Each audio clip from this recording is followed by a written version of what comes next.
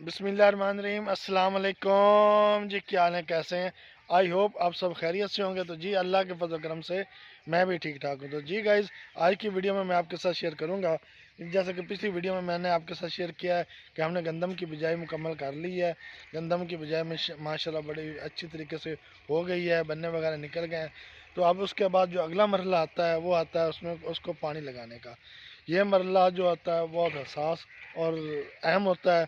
इस वक्त जो पौधा जो वो उग रहा होता है उसको किन किन चीज़ों की ज़रूरत होती है।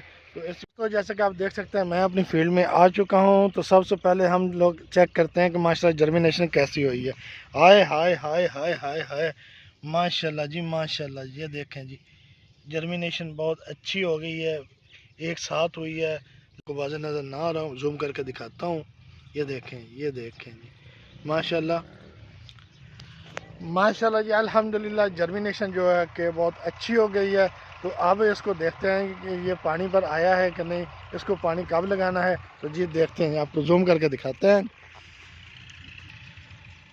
गंदम को पानी उस वक्त लगाना चाहिए जब आपका पौधा है वो 3 से 4 पत्तर निकल आए। जैसे कि आप देख सकते हैं जी, ये 3 पत्तर हो गए हैं और ये जो देख सकते हैं ये 1 पत्थर है। जब ओवरऑल हर पत्ते की जो है 3 3 4 4 पत्ते निकल आएंगे तो तब इसको पानी लगाएंगे।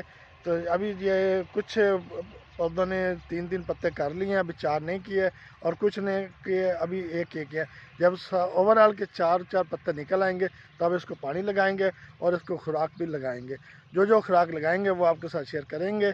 तो भाई यहीं तक मेरी आज की वीडियो। आई होप सो आपको मेरी ये वीडियो पसंद आई होगी। अगर पसंद आई तो लाइक शेयर कमेंट्स ज़रूर कर दीजिएगा। अपना बहुत सारा ख्याल रखिएगा, मुझे अपनी दुआ में याद रखिएगा। अल्लाह हाफिज़।